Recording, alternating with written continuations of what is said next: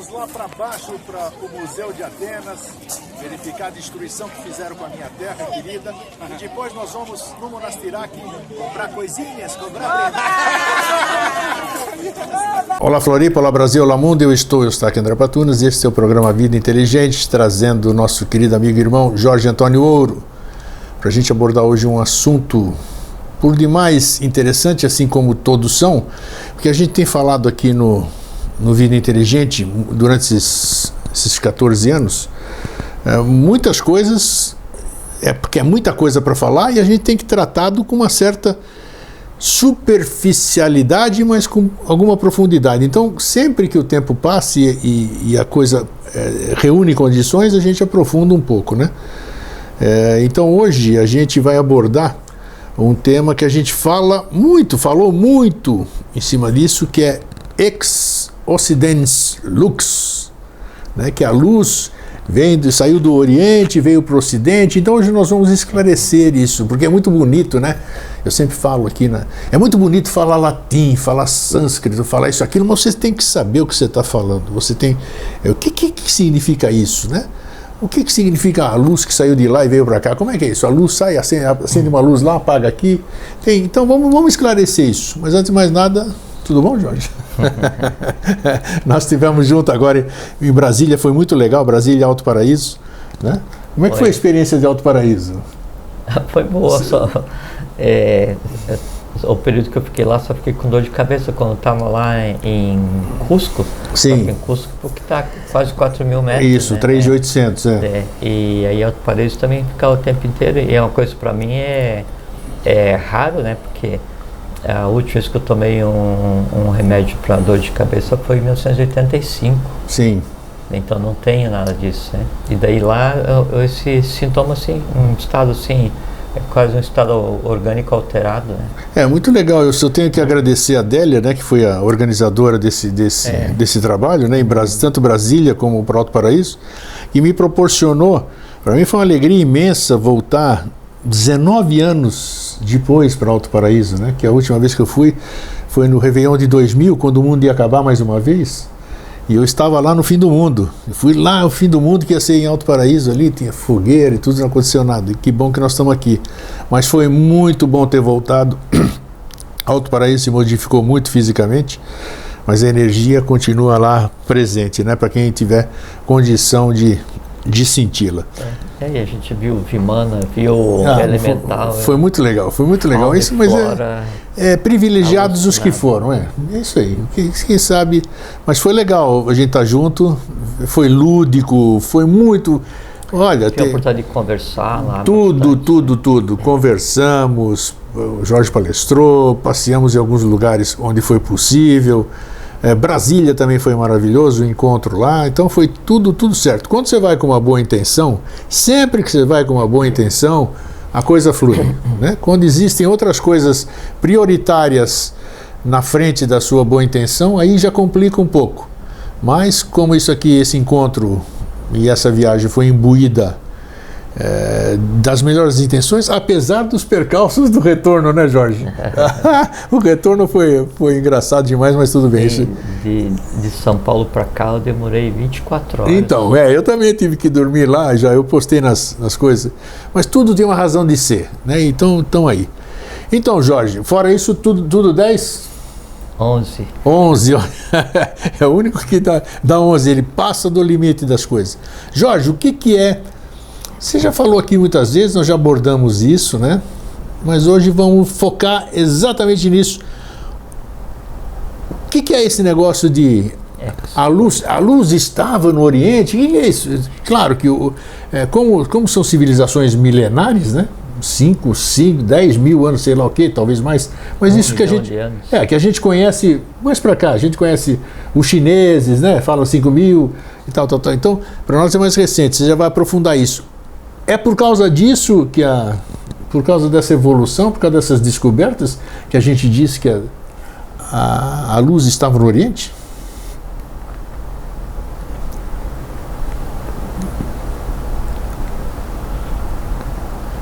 Então, assim, primeiro essa questão Oriente.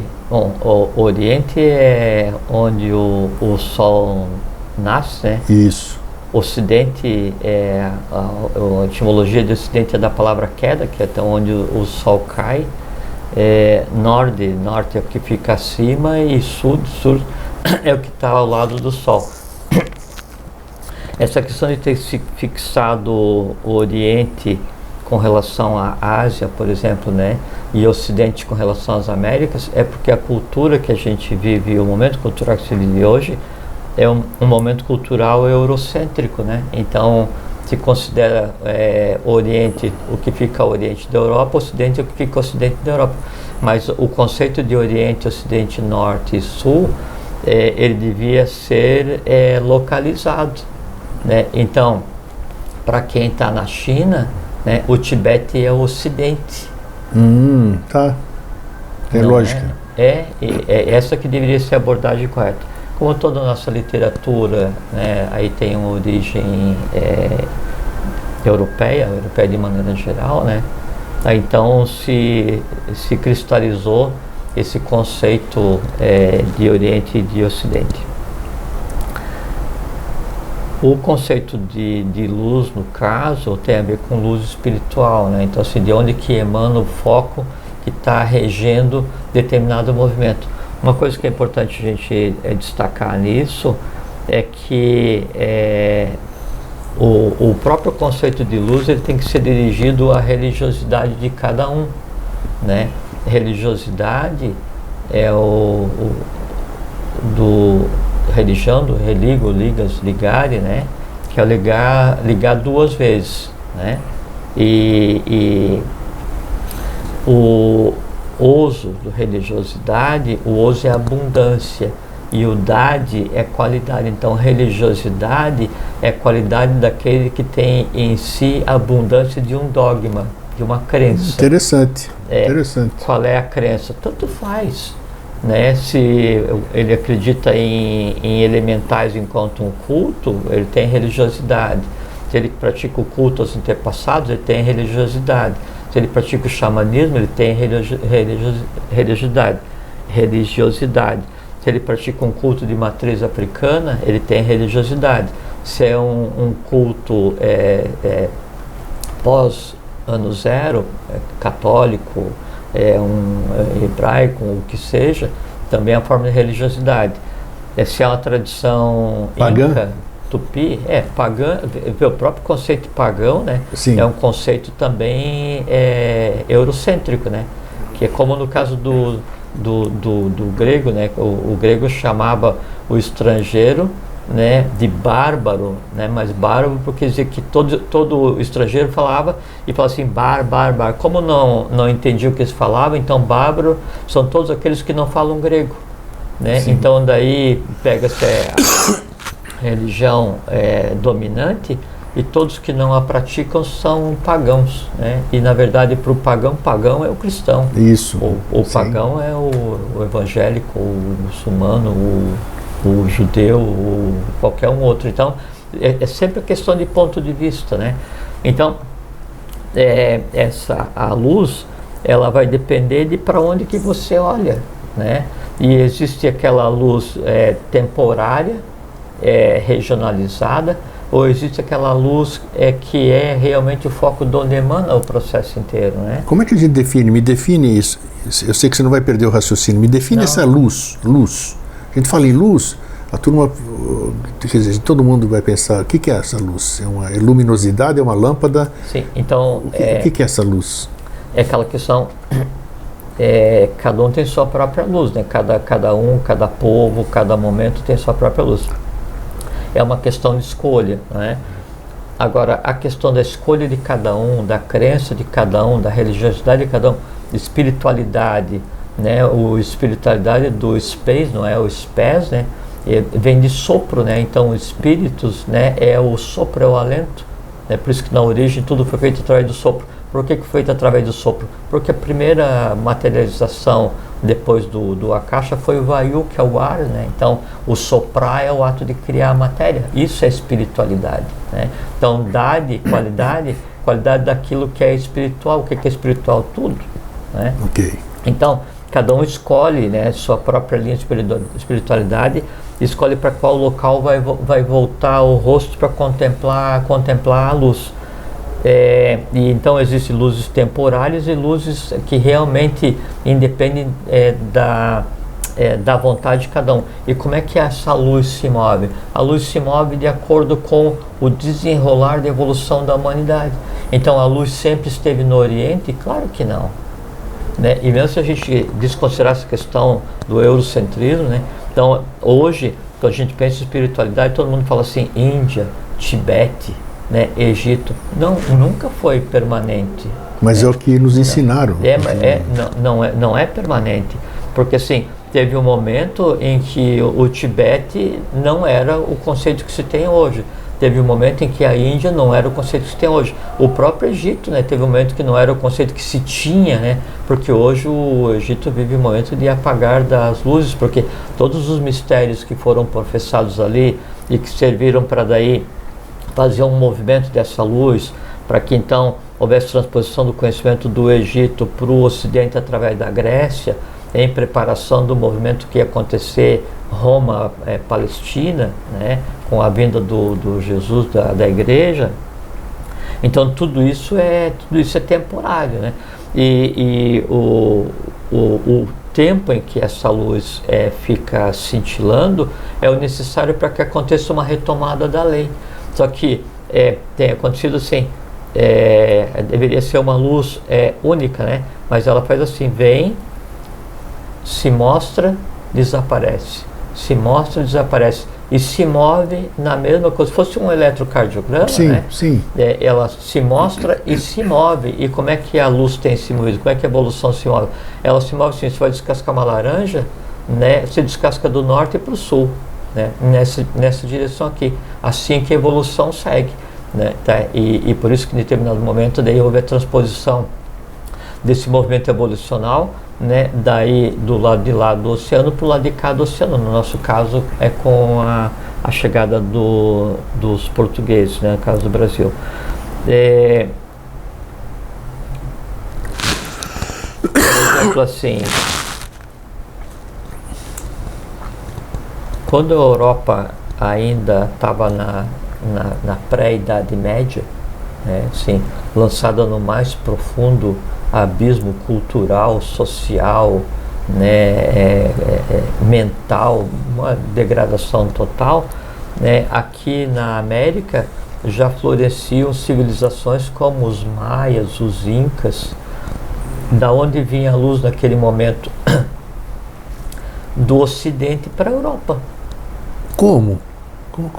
Como que vinha? Como é que é? Sim, porque assim, em termos de conhecimento, você pega uma civilização inca, uma civilização maia, né? Em termos de conceito, em termos de conhecimento, de estrutura social, de avanço, de paz, de harmonia, né? Era imbatível, incomparável com o que era a Europa na época, né? Então, para a Europa na época, a luz estava no Ocidente e não no Oriente, né? E por isso você pega...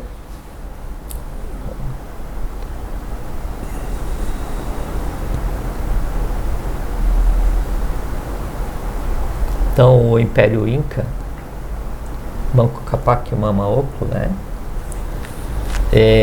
Em Quechua, Tahuantinsuyo, o Império das Quatro Direções.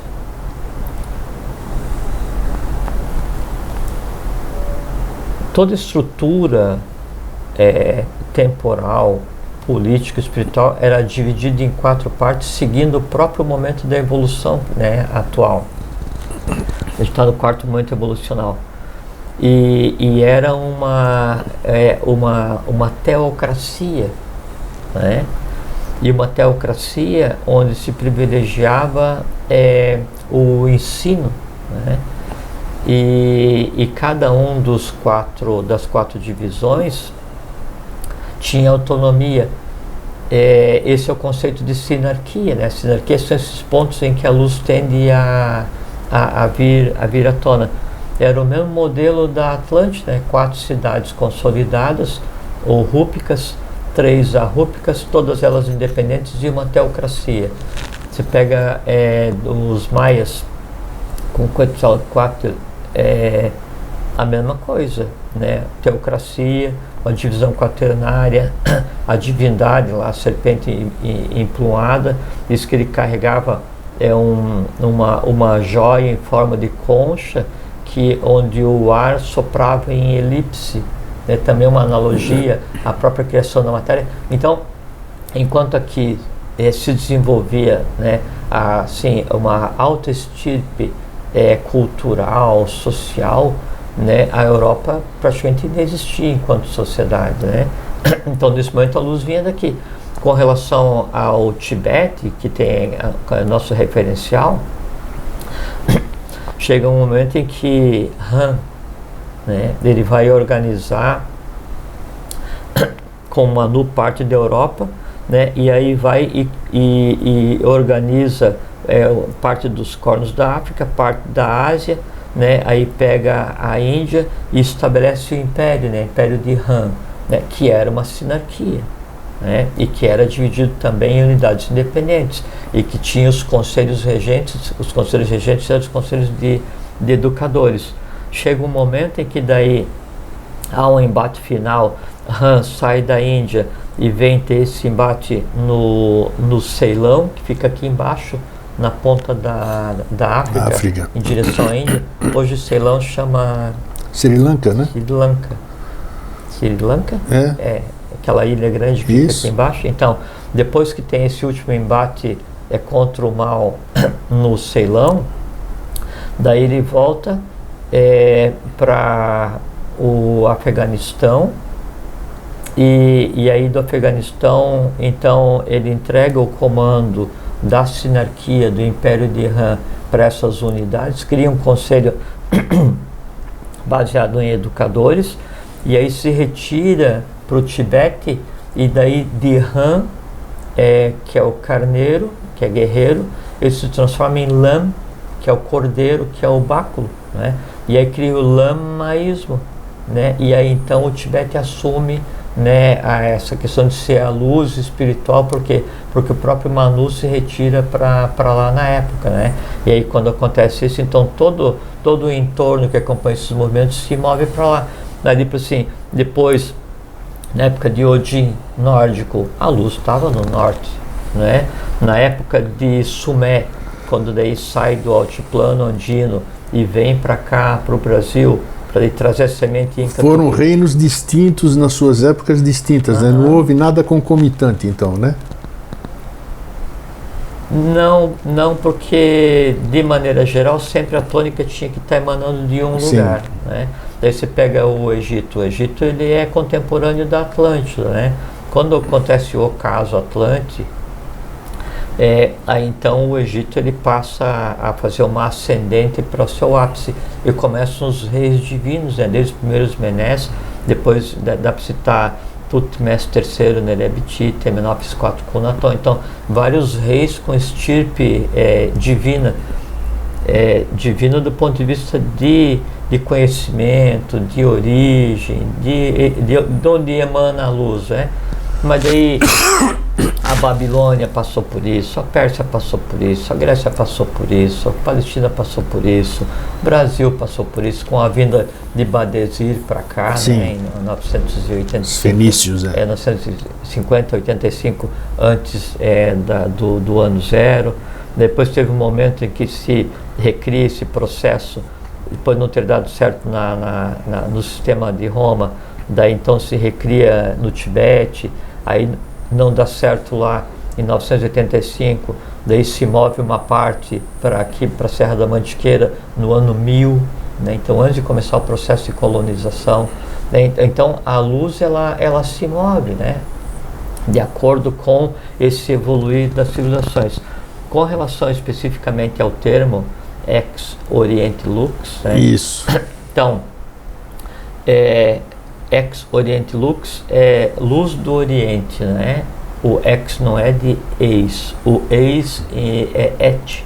Então é Ex Oriente Lux, é luz do Oriente, ou et Oriente Lux, é eis a luz do Oriente, né? E esse termo foi criado pelo Emanuel Swedenborg, né, um sueco, a volta de 1770, por aí. Porque daí então nas andanças dele pelo Oriente ele teve contato com aquilo que daí para o Ocidente ainda era inédito, o Ocidente europeu, né? E por conta daquela cultura toda, e ele fez o caminho que fez depois Bezet, Blavatsky, né?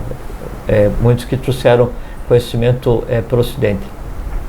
Então, em tendo contato com aquele fulgor em termos de conhecimento, e com as lamazerias, com os mosteiros, com aquela tradição, aquela coisa toda que tem a ver com o que se chama de governo oculto do mundo, né? E que não tem o termo que se usa hoje, como se fosse um governo de desconstrução, né? O termo governo oculto do mundo é aquele o que controla o movimento da luz espiritual ao redor do planeta, seguindo o ciclo evolucional. Como ele teve contato com isso, então ele cria essa expressão ex Oriente Lux, que assim, a luz vem do Oriente, né? Blavatsky também cita isso na Doutrina Secreta, volume 3, citando Swedenborg, né? E então isso aí se tornou um termo corriqueiro, né? Por quê? Porque os olhos de todo mundo, né? Todo mundo literal, todo mundo de maneira simbólica, quando pensa em espiritualidade, né, aí olham para o Oriente, né? Então aquela tradição hindu, todo mundo quer se cumprimentar dessa maneira, isso aí. né? E namastê, e não sei o quê, né? E aí assim, aí você olha os monges tibetanos, né? Com aquelas vestimentas laranjas, e aquelas contas e a tradição das rodas de oração, aquela coisa, aquela maravilha. Mas é incrível como permanece isso vivo nas pessoas. Quantos saem daqui para ir para lá, em todo lugar do mundo ainda vão lá achando que... É engraçado que as pessoas saem daqui para ir para lá, esquecendo que na verdade elas vieram de lá para cá, né? Então, mas fazer o quê? Cada um tem que descobrir seu próprio claro, caminho. claro. Porque acontece assim, quando um país detém temporariamente, tudo é temporário, né? Temporariamente a luz espiritual que vai emanar para o entorno ou de maneira geral, quando cria uma ambiência, né? Por exemplo assim, no norte começa a primavera no sul. As aves que estão no norte e começam a esfriar, elas então migram em busca do quê? De um clima ameno, de alimentação farta, né? De um bem-estar.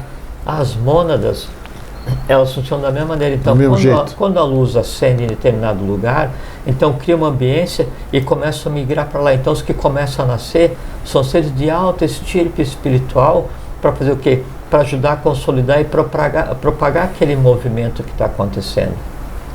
E o trabalho vai acontecendo.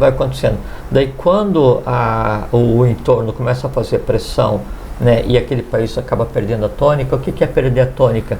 Começa como sacerdotal, né, aí vai para militar, aí vai para comercial, aí vai para anarquia, né? Então há uma degradação, todos os países que passam por esse processo, né? E você percebe que o país está em processo de degradação quando a tônica dele é militarista, né? Beligerante. Então, Sim. O país que impõe a lei pela espada, na verdade ele já está em descendente acelerada. Você pega todos os grandes impérios que tiveram momentos culturais muito interessantes, eles passam por um processo de militarização, pela expansão, e aí o passo anterior à própria queda. Aconteceu com todas as nações, acontece com todas as nações e acontecerá com todas as nações. Quem pela espada vive, pela espada morre. Dura lex sed lex. Então, se olha para essas regiões, as mônadas começam a fazer transbordo para lá. Quando começa a ter uma tônica beligerante, daí é como se começasse a esfriar o ambiente e daí há uma revoada, né? Então, um êxodo, né, vamos dizer. Um êxodo. As aves de arribação saem. Embora. Então os que começam a nascer naqueles países, né, já tem a tônica do próprio país, né? E aqueles de alta estirpe espiritual que daí mantinham a tocha, a luz acesa, né? eles daí migram, né, ou aguardam até que a luz se faça novamente, que uma reste, um raio de sol pouse na superfície da Terra, né, e aí começam a migrar para lá por aquele raio de sol. As mônadas vêm e transbordam docemente, né, e começam a nascer, criando um novo influxo espiritual para tentar mudar a humanidade. As tentativas que se tem, elas não vinham tendo êxito, né? Pode perguntar depois. Não, vai lá, pode continuar, já falo. Não vinham tendo êxito, né? E então, por isso que se cunhou essa expressão Ex Oriente Lux, a luz vem do Oriente, né? Só que daí, considerando na época, então, Índia e Tibete, mas essa questão, para quem estava na China, ou para quem estava mais à direita, daí ele não era Oriente, ali era Ocidente, porque depende da posição de cada um. Chega um momento em que daí, nesse desenrolar, nesse descascar da laranja, né, então é hora de se mover, é hora de mover a luz, né, do Oriente onde estava naquele momento, né, então Tibete, Índia e Egito, para o Ocidente, acompanhando esse revoar de mônadas. E quando vai acontecer esse movimento de mudança da luz ou de mudança do passo ou do compasso da consciência, da concentração de consciência espiritual, a Terra ela tem que ser preparada antecipadamente. Não chega todo mundo de mala assim, opa, vamos mudar, né? Não. Então o local ele é preparado assim com milênios de antecedência para aquilo que vai acontecer, né? Então um dos casos eu citei, né, e daí no ano 1000, então depois de um movimento no Tibete, depois do movimento no ano 0, né, então vem já como se fosse um grupo de arautos, né, de yokanãs, de preparadores, para cá, para o Brasil, para a Serra da Mantiqueira, para dar continuidade ao que já tinha feito o Badesir 1000 anos antes, né? Então 980, 985 antes de Cristo e 985 depois, daí em ano 1000, daí então há esse transbordo. No momento em que acontece esse primeiro transbordo, então tudo que existia de consolidado em termos de luz, porque assim, o lugar onde existe a luz primeiro ela emana para todo mundo. Quando então começa a tomar uma feição diferente a parte externa, essa luz ela vai se escondendo até que ela fica uma chama preservada, né, e mantida ao longe da vista de todos. Se criou uma ordem secreta. Então a luz que era para todos, ela vai diminuindo e ela é cuidada por poucos, para quê? Para que ela não se extinga naquele local. Então ficam várias ordens secretas, várias fraternidades ao longo desses milênios todos, mantendo a luz. O que é a luz? É a tradição no momento em que a luz emanava dali para todos, né? E todas elas estão entrelaçadas, né? Daí quando chega em determinado momento em que a luz ela tem que se mover para o Ocidente, então a gente está na quinta raça-mãe e deveria daí acontecer o influxo de desenvolver a sexta sub-raça da quinta raça-mãe e depois a sétima sub-raça da quinta raça-mãe. Processo normal de evolução, né? Aí o passo seguinte dessa transposição deveria ser nos Estados Unidos, que na época era chamada de haste lunar da missão Y. Por que a missão Y? Porque daí viria do Oriente para o Ocidente em duas hastes, né? Uma haste lunar e uma haste solar. Haste lunar Estados Unidos. E ao mesmo tempo deveria acontecer o desenvolvimento da haste solar, que teria a ver com a sétima parte da quinta raça, que daí seria no Brasil. E começa então a haver o transbordo de consciência. E assim, aí nos Estados Unidos aconteceu a questão de Blavatsky tentando fundar a sociedade, ela funda o Clube dos Milagres, daí funda a Sociedade Teosófica, fica por 3, 4, 5 anos funcionando, daí não dá certo, daí volta para a Índia, daí quando volta para a Índia, então há uma interrupção do fluxo do transbordo de mônadas para os Estados Unidos, e daí lá fica com o poder temporal sem ter a correspondência do poder espiritual. Aí essas duas hastes elas acabam se fundindo em uma só, né? E aí vem para apontando para o Brasil. Temporal e espiritual tem que trabalhar juntas? Se não trabalhar junto é pandemônio. Oh. Quando o temporal e o espiritual trabalham junto é sinarquia. Quando não trabalham junto é pandemônio, né? Hoje a gente vive pandemônio. Tá. Né?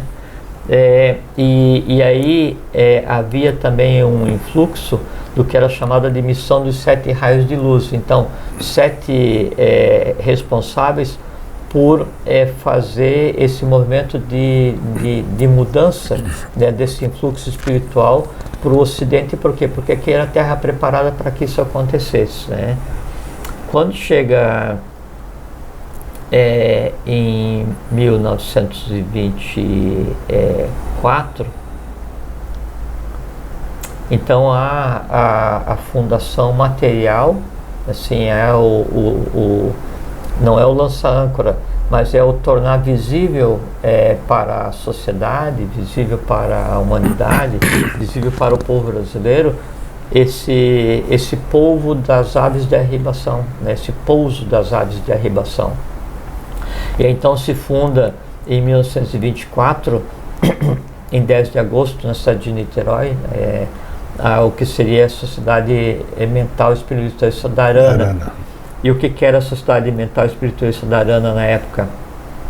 Ela era a 5ª rama das confrarias budistas do norte da Índia e oeste do Tibete. Então, veja, Índia, norte da Índia e oeste do Tibete. Então, não é do Tibete. Então, daí há uma migração para cá, né? Só que daí, para que isso aconteça, como era um movimento cíclico muito importante, então contribui não só essas ordens, essas fraternidades que vinham daquele ponto de onde emanava a luz, que era o ex-Oriente Lux, né? Quer dizer, luz do Oriente, e aí então começa a ter um influxo de consciências, de seres, e o apoio para a consolidação dessa mudança do movimento, daí das confrarias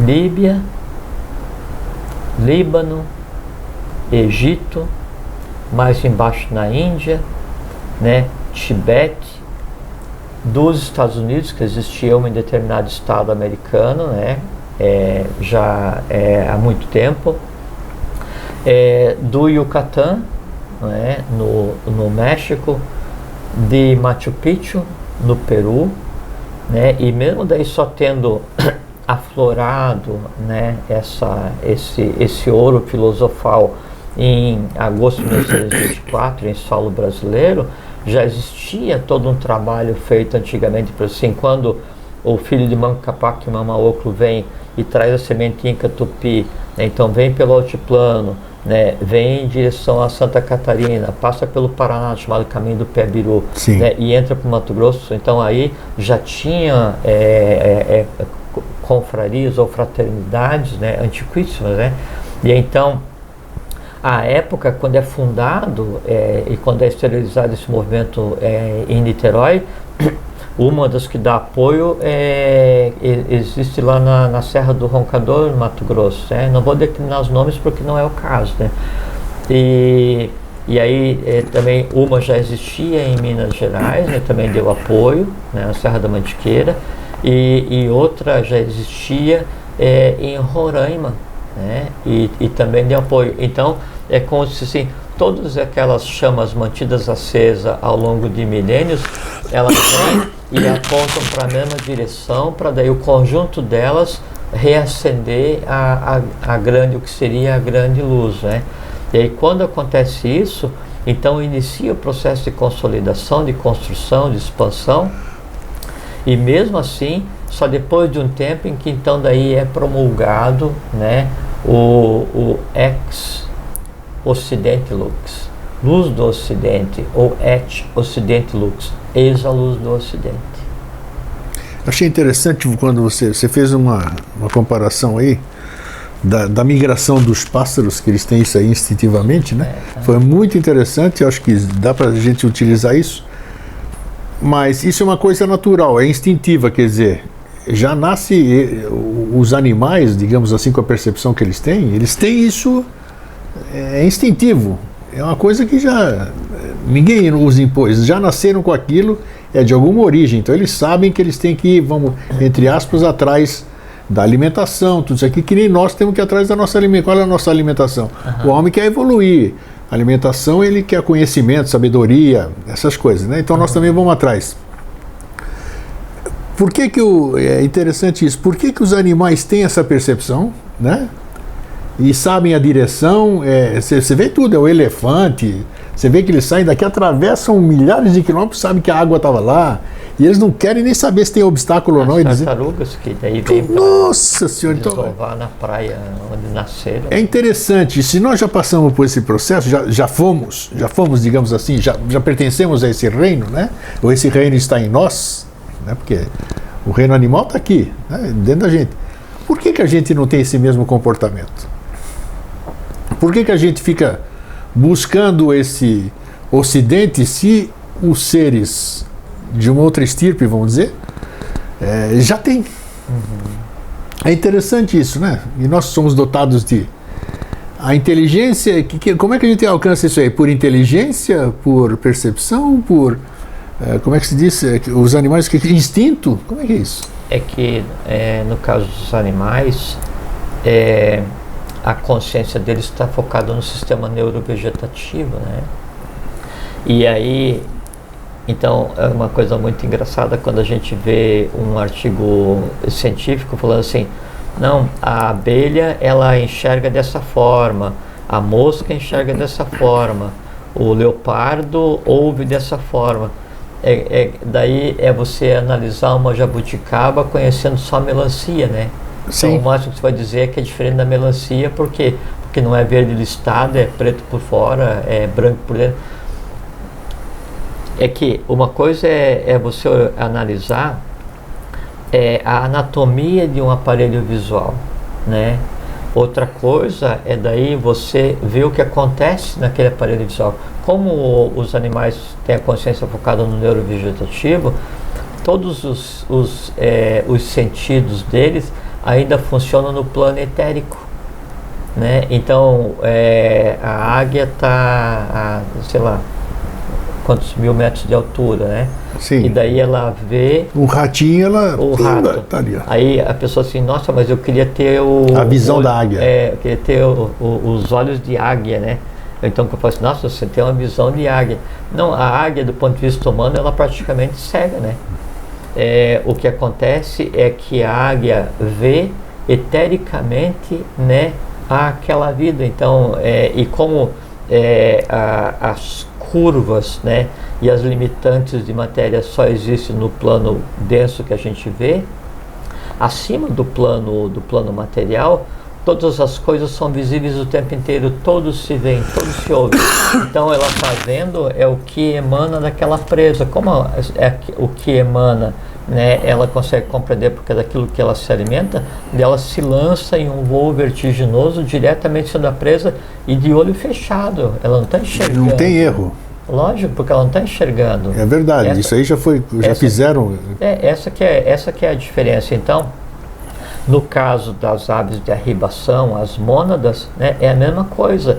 A luz espiritual que emana daquele local, ela transcende qualquer matéria, e aí transcende inclusive daí o físico e o vital, né? E aí tem uma especialidade astral, uma ambiência mental que é semelhante àquilo que eu preciso.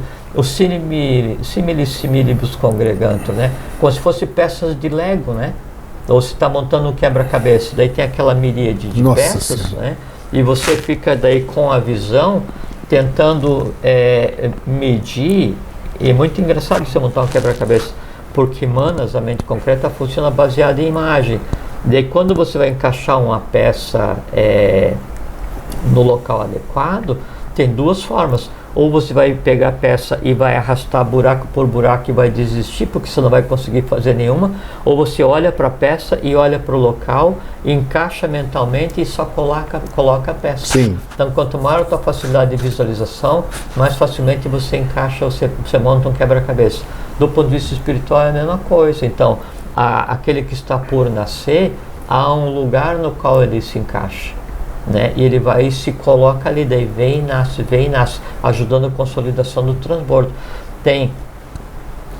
Às vezes as pessoas criticam quando alguém fala assim, então a gente fala, a luz vem do Oriente, daí fala assim, que besteira, né? Que ignorância, que falta de conhecimento dizer que a luz vem do Oriente, porque a luz vem do Ocidente, porque a luz vem do Oriente, porque o Sol nasce no Oriente.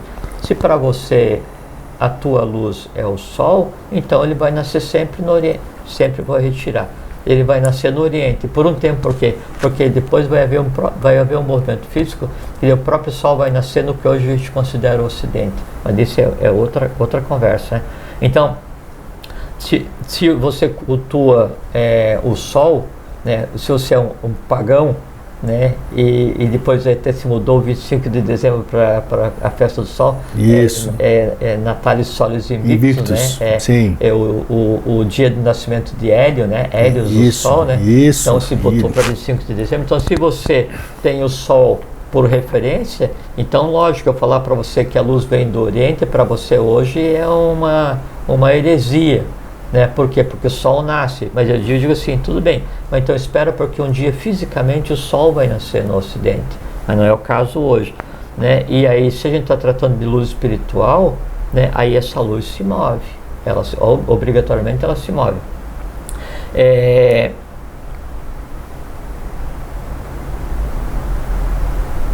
Se a gente considerar, tem um aspecto que é interessante, se a gente considerar o emanador de luz para todos, não como o Sol visível, mas como o Sol que está por trás do Sol, então ele não está nem no Oriente nem no Ocidente.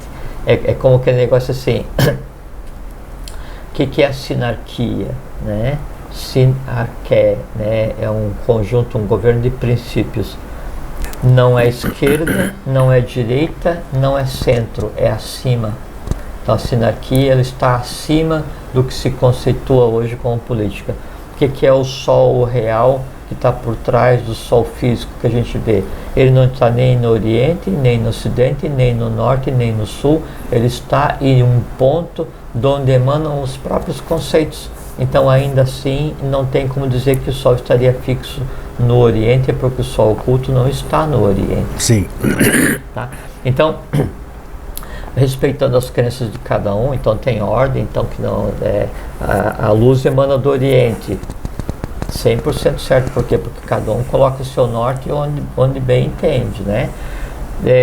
Mas do ponto de vista evolucional, essa regência do mundo, ela se move, e é o que aconteceu. Chegou em determinado momento, né, a luz transladou-se para o Ocidente e vai permanecer aqui até quando? Ela vai ficar aqui em determinado momento, depois ela se move mais um pouco e depois ela vai dar a volta até chegar na extremidade oposta, né, do pouso da inconsciência, do voo da consciência, da matéria mais densa até o flogístico. Assim. É assim que tem que ser, assim que caminha a coisa. Assim que é. Assim que é. Uhum. E tem que ser, né? Que você falou, esse caminho. Eu estava vendo aqui, o pessoal no Brasil inteiro deve ter acompanhado a questão dos flamingos aqui em Floripa, você viu, né? Depois de 200 planetas. Exato, aqueles pássaros que voltaram para cá. Isso é uma coisa muito interessante, porque isso aí implica em uma regeneração elétrica do local. Porque então esses caminhos porque assim como a gente tem os nadis no corpo humano, né, que é de onde flui o prana, a gente já conversou, né? Já fizemos programa. Sushna, e daí cada inervação, cada vaso circulatório, né, o coração, o cérebro, o coração do norte, do sul, o cérebro do norte, do sul, aquela confusão toda. Então, aquela coisa toda.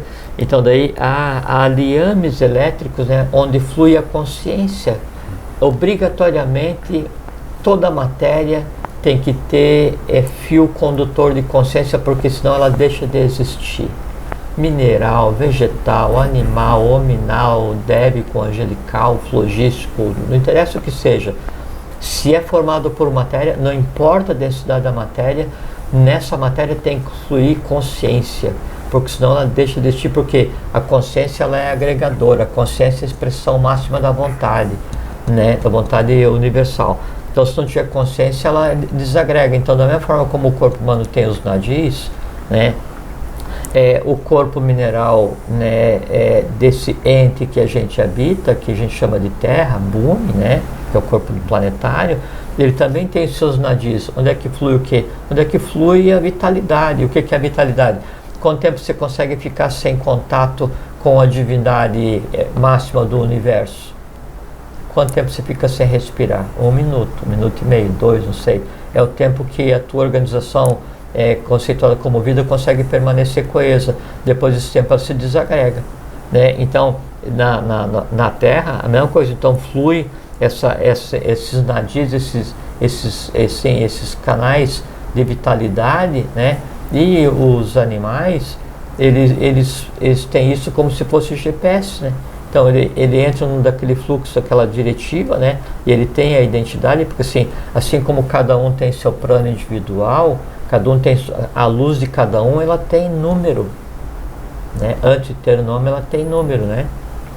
E esse número e depois esse nome de cada um, que é a fórmula mágica, qual é que é a nuance da tua luz. No caso daí dos animais, cada um então tem o seu assim, é como se fosse para voar. Então se estabelece aquele canal de rádio, né? Você tem uma rota de rádio, e que daí então você vai fazer Florianópolis, São Paulo, então você vai voar nesse canal, né, a essa altitude. Por quê? Porque tem gente voando embaixo. Os animais funcionam da mesma maneira. Então ele tem É uma consciência coletiva também dos pássaros? A alma, grupo, ela está afinada com esse canal, né? Perfeito. Então o ponto de origem dela é o ponto de volta. E é simplicíssimo, porque ele não tem que olhar, né? Ele está seguindo uma pista, né? Essa pista vai dar no local. Então isso é inteligência instintiva. Agora, você tocou num assunto interessante, queria que você fizesse analogia sobre muitos animais, a gente tem visto, por exemplo, abelhas que desaparecem de um local. De repente, milhares de baleias ou golfinhos se perdem e desembocam numa praia, encalham numa praia. O que são essas anomalias, entre aspas, anomalias geomagnéticas que dizem que é? Isso aí tem alguma relação com o que nós estamos falando, né? Tem os nadis no corpo físico, né? Que é onde vai fluir a vitalidade, né? Sim. E aí tem a contraparte do corpo físico no corpo vital. O corpo vital que mantém o que a gente conceitou como vida, entrelaçado no físico. O entrelaçado daí no vital, que a gente conceitou como astral, porque ele vai se alimentar também de vitalidade para manter coeso. Quando daí no astral, na alma de cada um, de qualquer um de nós, uma parte fica mais densa, mais cristalizada, isso tem impacto no vital, isso tem impacto no físico, e a gente conceitou aquilo como doença. O que é doença? Doença é perda temporária da inteligência daquele nó de seres. Que nó de seres? O nó de seres, a inteligência que alimenta o baço, o fígado, o intestino, o pâncreas, pode bater o coração, o cérebro, a circulação, tal, os vaius, não interessa o que seja. Então daí quando há um esfriamento ou uma perda de inteligência, aquele lugar fica doente e se exterioriza como uma não conformidade no corpo físico, né? No vital tem que ter acontecido antes. Quando daí um grupo desses seres do reino animal, eles perdem a direção, é porque naquele ponto a Terra está doente. Olha só. E quem que deixa a Terra doente? Então, para que chegue no vital, para que o vital adoeça, né, o astral tem que ter estado congestionado, cristalizado, muito denso. O que acontece? Todos os seres, ou parte dos seres, gerando ódio o tempo inteiro, né? E aí repartindo esse ódio com todos, esse ódio contamina o físico, contamina o vital, contamina o astral. Esses nós de ódio no astral, daí chega a um ponto de serem tão densos, ele atrapalha o próprio fluxo vital da Terra. E os animais que não sabem diferenciar ele seguindo aquela autopista, né, aquela deveria dar, né, no lugar da alimentação e dar num local que nada a ver. É impossível para eles a manutenção da vida dele.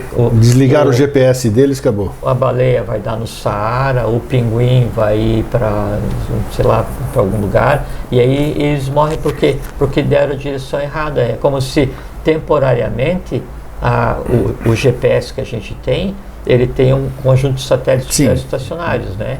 E ele tem limitantes. É como se daí, em determinado local, os satélites, que daí seria o espiritual, que dá a direção, né, da consciência em todos os planos, ele tivesse interrompido, e aí fica sem direção e a cessação da vida acontece. Isso acontece também nessa questão da luz do Oriente e do Ocidente. Era a minha pergunta. Eu sei. Então acontece a mesma coisa. Então, quando um país adoece, né, quando o país adoece, a ambiência, né, ela fica inadequada eletricamente, vitalmente, espiritualmente, materialmente. E a luz se manda.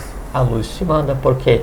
Porque o influxo não está vindo ali, e os seres que ali vivem começam a não ter mais o que respirar, porque o ser de luz respira luz, né? O ser de dor respira dor. É como o caos. Perfeito. Né? A gente sempre conversa. O que é o caos de um elemental? Caos é o mundo onde vive o elemental. Pergunta para o elemental da Terra. Elemental da Terra, como é que você consegue viver na Terra? Daí ele vai te pegar a primeira pergunta: o que é Terra? Por quê?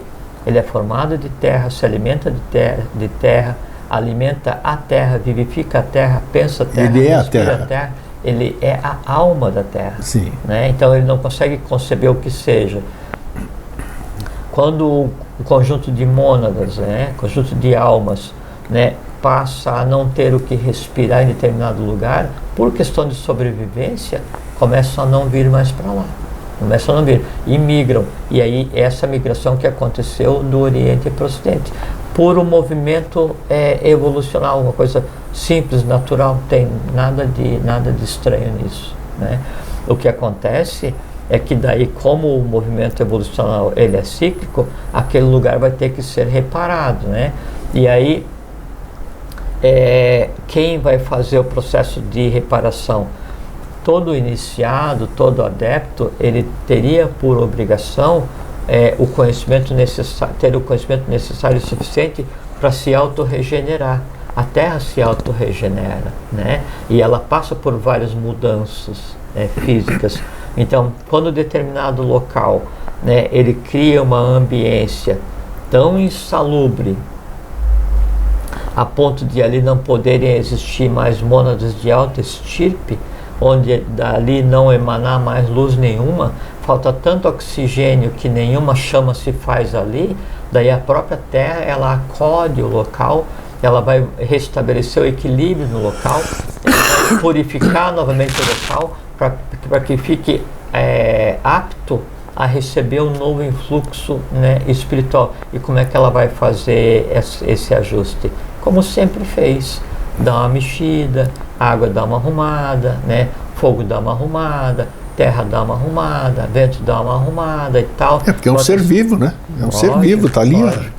E isso daí na história se constituiu como calamidade. É que a calamidade, quando acontece em determinado local, ela é só uma decorrência do que foi engendrado. Porque assim, se eu jogo uma taça de vinho, né, em uma piscina, né, então vai ficar mais turvo que onde eu joguei, mas de alguma maneira toda a piscina vai mudar um pouquinho de cor. Sim. Então ninguém odeia impunemente. Ninguém odeia impunemente, né? Porque daí isso altera o ambiente de todos como um todo, prejudica a todos como um todo. Todos que naquele ambiente vivem vão respirar um pouco do ódio que eu emanei, e o somatório desses ódios, né, ele vai tornar difícil, vai tornar denso no ambiente, e aí a luz não ultrapassa essa densidade. Daí o alimento espiritual, ele começa a ficar rarefeito. Quando começa a ficar rarefeito, a temperatura vai aumentar, né, na matéria. A temperatura aumentada na matéria significa um esfriamento no astral, né, superior. E aí essa diferença causa uma convulsão que leva aos ajustes que a gente considera como karma. Que você falou há pouco, né, e é uma verdade, você já citou em outro programa também, que é exatamente esses locais onde a luz esteve, digamos assim, Babilônia, Pérsia, né, que a gente falou, Todos, o Afeganistão, Afeganistão, exatamente, Egito, são os locais mais litigiosos hoje, e enfrentando problemas seríssimos que todo mundo acompanha, né? Então, quando é que vai começar, vamos dizer... Bom, nós estamos baseados no tempo da Terra, né? Quer dizer, a Terra vai curar isso em algum momento também, essas regiões, né? Mas não tenha dúvida. Porque para a nossa história, para aquilo que nós aprendemos, pelo menos o que nos passaram, aquilo foi o berço, né? Grécia, Egito... Então, hoje a Grécia com uma série de problemas. Mas se você pegar na história humana, então... Tibete, Índia, isso, exato. São coisas recentíssimas. Recentíssimas, sim, claro. Mas tem coisas muito mais antigas. Mas que, assim, quando o poder espiritual ele vai se estabelecer, então, em conjunto com o poder temporal, aquilo explode, aquilo se expande, porque a luz se expande, a luz desce na vertical e se expande na horizontal. Né? E então há uma onda transformadora. Se essa onda transformadora não é mantida pelo bem, pelo bom e pelo belo, o que é que acontece? Esse poder que antes era equilibrado entre báculo e espada, ele tende a ficar desequilibrado e precisa ser mantido pela espada. Daí começam os impérios. Né? E aí, ao invés de você manter o poder do que seria aquela nação baseado na palavra, no conhecimento, no bem-estar geral, você tem que manter a fio de aço, né? E aí, aos poucos, daí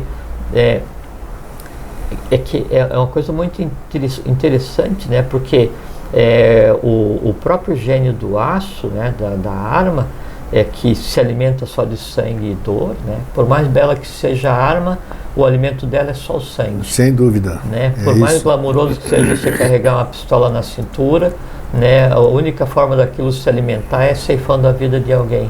Então qualquer arma é um ceifador de vida por excelência. Né? Independente de ser uma adaga enferrujada ou uma katana da mais alta estirpe, não importa. Né? Não importa. Né? E se é para ataque ou defesa, no final das contas,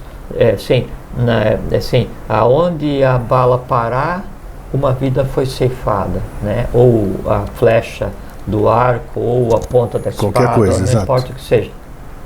E o gênio do aço, ele então, nesse se alimentar de sangue, né, e no liberar, né, o espírito e o fogo do sangue, essa liberação, ela contribui para tornar caótico o ambiente mais cedo. Então, assim, aquilo que poderia demorar 10 mil anos para então precisar fazer com que a luz se movesse, ele se move em 50, se move em 100, porque se tornou caótico, né?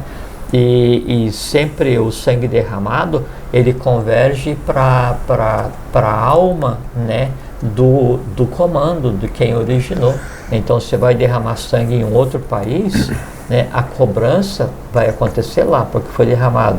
Né? Mas a cobrança mais densa é de onde partiu o faça. Tem um país aí que vai pagar muita coisa aí, né? Nossa Senhora. É de onde partiu. Então, voltando a essa questão daí da transição, né? A luz hoje ela emana do Ocidente. Né? Que lugar especificamente? Você vai dizer o Brasil? Vou dizer o Brasil. Que mais? Onde mais? Então, aí o Brasil é como se ele tivesse 3 pontos principais. Eu vou falar da questão da Ordem do Santo Grau. Sim. Onde emana as diretivas de todas essas ordens, todas essas fraternidades, onde a luz já passou e que brilham até hoje, todas elas se reportam a esses 3 locais, né? Que é o Roncador, que Sim. é equivalente ao próximo sistema, Serra da Mantiqueira, São Lourenço e Itaparica, na Bahia. Né? Ou seja, assim, e quais são as ligações dessas 3 coisas? Né? O Roncador pré-existia. Quando você pega Itaparica, Bahia, Quem mora em Salvador é... Como é que é o nome? Soteropolitano. Soter em grego, Soter, Salvador. Sim. Então Salvador. o próprio nome já é. Então ali já havia um engendramento para. Então, assim, não existe ponto desconexo, né? Entre todo o bem ao redor do mundo, entre todo o mal ao redor do mundo, e nem entre bem e mal, porque chega um ponto em que em algum local o bem e mal têm contato, porque para que o mal, para que o bem se transforme em mal, ele começa a desacelerar e se encontra em determinado... É como se fosse assim, onde a veia e a artéria se encontram, não é? E ali então os capilares e o sistema linfático, em algum momento o bem e mal se encontram. Por isso que o lugar onde emana a luz, ele tem que estar acima do bem e do mal. Por quê? Porque lhe cabe cuidar tanto do bem quanto do mal. Só que ele não pode emanar mal, né? Ele tem que sublimar, assim, primeiro você tem que ter consciência do bem, para poder contemplar o mal com paciência, sem se envolver. Em contemplando o mal com paciência, sem se envolver, você sublima o mal. Quando o mal se transformar em bem, ele continua sendo mal, mas com consciência de bem. E aí então aquele que provocou essa transformação, ele fica acima do bem e do mal. Então todo iniciado, todo adepto, ele não pratica o bem, né? Ele olha o bem assim como ele olha o mal e fica acima de tudo, nem esquerda, nem direita, nem centro, mas acima. Então o caminho da evolução e o que vai acontecer agora nesse momento evolucional com a transposição do núcleo espiritual do Oriente para o Ocidente é que não é mais nem Hinayana, a pequena barca, nem Mahayana, a grande barca, nem Vajrayana, que é o caminho do meio, que é o caminho da santaneidade, o caminho do trovão, o caminho do Melquisedeque, mas é acima disso, porque é a união de todos. Aí o caminho de quem? Do Avatara, Maitreya Buda. Daí então a gente poder imaginar que todo mundo cobra hoje, né? Por que Maitreya não se manifestou? É porque falta alguma coisa. É aquela questão entre existente e não existente, né? E visível e invisível. Invisível é só aquilo que eu não vejo, né? Não é porque eu não vejo que não existe, né? Perfeitamente. Não é porque eu não vejo que não existe. Então, aconteceu a transição, aconteceu a manifestação fisicamente, antropomorfizadamente, né? Só não está à disposição da mídia. Sim. Né? Por quê? Porque tem que haver ainda um ajuste, tem que haver um ponto mínimo para quê? Para que consiga ser ouvido, senão não adianta nada, né? Então, e a opção espiritual, né, ou religiosa de cada um, o fato de daí a luz ter migrado do Oriente para o Ocidente, né, é a grande luz. Isso é assim, independe da vontade de qualquer um de nós, aconteceu e ponto. Sim. Né? Se eu vou gostar, se eu não vou gostar, se é contrário à minha crença, se não, se é contrário à minha religião, se não, se eu sou ateu, agnóstico, católico, protestante, evangélico, pratico uma religião de matriz africana, ou se sou judeu ou muçulmano, não importa, cada um tem a sua crença, né? E você ter uma crença é você ficar ligado, né? Você ser um religioso, né, do religare os abundante. Então você abundantemente tem em você uma parte daquele dogma que foi congelado no tempo. Sim. Então veio Krishna, veio Buda, veio Jesus, veio Maomé, veio, né, da mesma forma como pratico ainda o rito xamânico, não importa, cada um pratica o espiritismo, cada um pratica o que quer, não muda o fato. Né? E eu posso exercer o meu livre-arbítrio de voltar meus olhos e considerar a luz aquilo que eu quero que seja. Não muda o fato. Interessante isso, hein? Ó. Então, cada um olha para assim.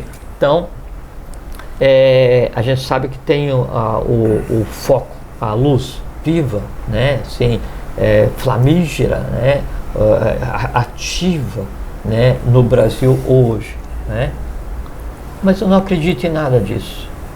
Ué, parabéns, você tem uma opinião, né? Ah, mas você não vai me convencer? Eu não nasci para convencer. Perfeito, é isso aí. Essa que é a melhor atitude. Mas o que você acha da minha crença? Eu acho que você está de parabéns porque você acredita em alguma coisa, né? Mas daí você não é meu inimigo porque eu não acredito no que você fala?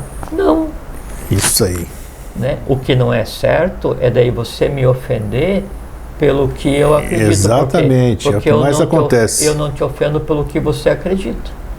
Né? E daí, se você pega esse princípio e aplica, por exemplo, assim, na política, assim, é uma grotesquice hoje. Nossa. Porque você acredita na esquerda, você é odiado da direita, ou da direita, porque você acredita na direita, você é odiado o da esquerda. Daí isso é ruim não só do ponto de vista de contrato social, isso é ruim do ponto de vista humano, por quê? Porque está destruindo o país, não o país fisicamente, a alma do país, a alma da terra. Então isso é muito ruim. Deixa cada um segue o seu caminho. Perfeito, é isso que eu te respeito pela opção do outro. A democracia social é aquela ambiência onde cada um tem o direito de ter suas próprias opções. Sim. Democracia espiritual é exatamente a mesma coisa. Cada um tem o direito de ter suas próprias opções. O que não muda o fato de, assim, se é uma tirania, uma democracia, uma monarquia, uma sinarquia, uma sofocracia, não interessa o que seja, a opção de cada um, ou o que exista, acima disso tudo está uma verdadeira sinarquia, imutável, porque ela é o que ela é. Perfeito. Né? Do ponto de vista de luz espiritual, a mesma coisa, independente da opção de cada um, né? Aí há um fato imutável, né? De algum lugar a luz emana. E esse lugar de onde emana a luz para todos, ele se move porque a evolução ela se move. Isso é inexorável, né? Isso é aquela verdade inquestionável. O fato de eu não acreditar em uma verdade inquestionável não torna essa verdade uma mentira. Concordo. Né? O que tem que fazer é ter paciência, parcimônia, e aí cada um acredita e segue o que quer. Por que a gente tem que ter muita paciência com a crença da outra pessoa? É porque a pessoa, para acreditar em alguma coisa, para praticar aquela coisa, para seguir aquela coisa, ela está usando o bem mais precioso que ela tem, vida. Né? Ela está usando a vida dela naquilo. Então só por isso eu tenho que respeitar. Né? Não é só por isso. Porque assim, só por isso que assim, por primeiro eu tenho que respeitar, no mínimo por causa disso. Né? Porque ela está gastando a vida dela naquilo. Verdade. Em respeito a uma vida que está sendo usada em uma atividade, eu respeito a atividade. Eu digo assim, mas a minha atividade é melhor que a tua. Não. Né? Porque assim, você tem o capitão, o timoneiro, o marcador de compasso, o remador, tudo importante para fazer o barco andar. Mas em algum momento alguém teve que construir o barco. Né? E mais, em algum momento alguém teve que começar a construir um porto para onde o barco está indo. Porque senão a navegação é sem sentido. Ninguém navega para sempre. Não. Né? Então, se a gente respeita todos esses aspectos, devo respeitar quem acha que o Egito é o máximo, eu vou respeitar quem acha que o Tibete é o máximo, que a Índia é o máximo, que o Yucatán é o máximo, que Machu Picchu é o máximo, que El Morro é o máximo, que Sintra é o máximo, ou aquele que acha que todos estão errados, mas que daí então Jesus é que daí tem a supremacia, né, da transmissão da palavra de Deus. E ótimo, se você acredita, perfeito, porque isso aí no mínimo vai te transformar em uma pessoa pelo menos um pouco melhor. Por quê? Porque você vai se esforçar para acreditar em alguma coisa. Eu acho que para a gente encerrar, eu tenho a base do Dalai Lama, uma frase maravilhosa dele. Perguntaram para ele, Dalai Lama, qual é a melhor religião que existe? Aí ele rapidamente respondeu, a que você se sente bem. E você disse exatamente tudo isso. Quer dizer, a melhor, siga o seu coração, siga a sua egrégora, siga o que você acha que está. Religiosidade. É de fazer de novo. De intensidade, né? Isso. Ligare, né? É ligar novamente. Uso, abundância, qualidade. Qualidade daquele que se ligou novamente a um dogma em abundância. Pronto, diz assim, minha religião. Tá bom. É isso aí. Tá Se bom, todo não mundo questionar. respeitasse o caminho do Agora, outro, já estava. o que daí não é correto é quando você assume uma religião, uma religiosidade, ou considera isso como espiritualidade, daí você acha que o teu Deus é melhor que o Deus do outro. Aí pronto, aí já E acabou. que daí você quer impor, Começa a encrenca. você quer impor o teu Deus ao outro a ferro e fogo. Daí quando você consegue impor o teu Deus ao outro a ferro e fogo, aquele Deus que você acreditava, ele deixou de existir. Com certeza. Porque ele não vai estar junto com ferro e fogo. Não vai. Né? Então ele, é muito provável que ele esteja na alma daquele no qual você acabou de enfiar a tua espada. Né? Você matou o teu Deus nele. Né? E o que você é? Você é um vazio. É bem isso. E aí não adianta nada. É isso. Eu acho que nós atingimos o que a gente queria dizer. Foi muito ilustrativo, foi legal as analogias que você fez também, foi muito interessante, facilitou esse entendimento. E basta que a gente agora, em cima disso, reflita, né? Entrar naqueles momentinhos de reflexão. Que assim a gente precisa, na vida a gente precisa de gatilhos, né? Só tem uma coisa assim, só para complementar. Que daí não se deve perder a oportunidade, porque assim, esses momentos em que a luz toca o solo, né? E uma luz primária de primeva, de onde emanam todas as outras, né? Deve ser visto com muito carinho, com muito cuidado, porque daí, para se ter o direito de nascer naquele país, naquela época em que a luz toca o solo, então você tem um caminho, você já trilhou muita coisa. Exatamente, então, você já tem um currículo, tá vamos dizer por assim. mérito, né? Agora, junto, obviamente, então, quando tem uma praça às escuras e acende uma lâmpada fortíssima bem no meio, o volume de insetos, de mariposas que daí vão se dirigir para a luz é gigantesco, né? Então, o que a luz tem que ter? Tem que ter paciência, sabe por quê? Porque se ela apagar, eles ficam sem direção, né? Então, o bem sempre tem paciência com o mal, primeira coisa. Segundo, a luz vai continuar acesa, mesmo depois que já tiver terminado o ciclo de vida das mariposas. Olha que bonito, hein? É isso aí. Então, o que o bem tem que ter é paciência e perseverança. Por quê? Porque ele é o que é. O que a gente chama de bem, o que chama de luz, é só expressão da vontade na matéria. É a expressão de Deus na matéria. E Deus, a vontade, o bem, ele é. Né? Tudo o resto é interpretação humana. Então, a luz pousou no Ocidente? Sim. No Brasil, em 10 de agosto de 1924. Queiram ou não muda o fato.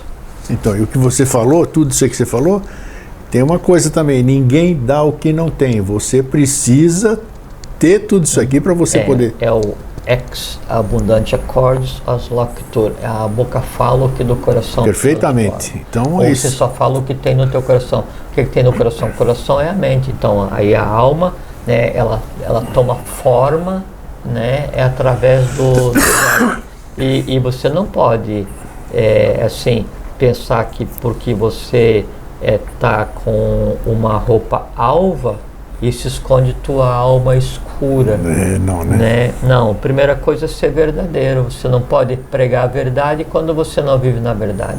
Pregar o bem quando você não tem esse hipocrisia. Exatamente. Então, porque é um desperdício. Né? São várias vidas, cada um tem várias vidas. E a morte ela é só a perda do corpo físico e tem uma sequência, né? Só que daí isso que é feito aqui agora vai ter que ser ajustado. Então é um desperdício duplo, porque eu estou desperdiçando a minha vida fingindo alguma coisa hoje, ou adiando, ou sendo ignorante de maneira geral, né? Estou desperdiçando a minha vida atual e vou gastar a etapa seguinte para tentar reparar um pouco das besteiras que eu estou fazendo agora. Duplamente desperdício. Sem dúvida. Né? Em vários planos.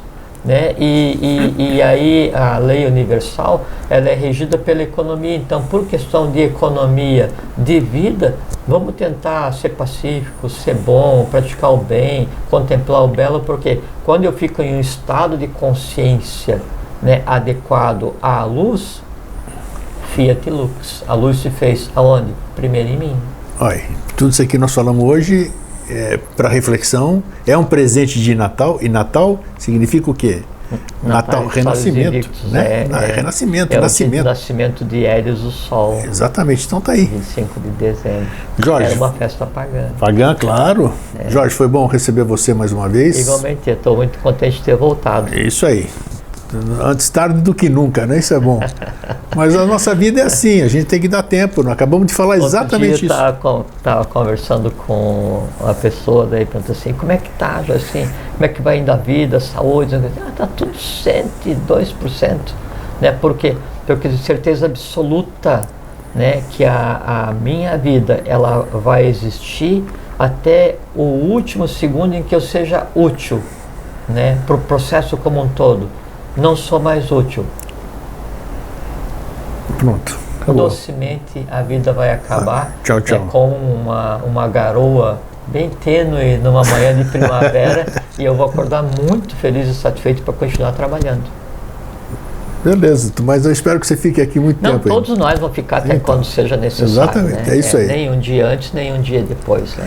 Então é isso, Jorge, obrigado.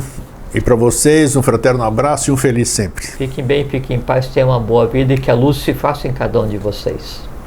Vamos lá para baixo, para o Museu de Atenas, verificar a destruição que fizeram com a minha terra querida. E depois nós vamos no Monastirac comprar coisinhas, comprar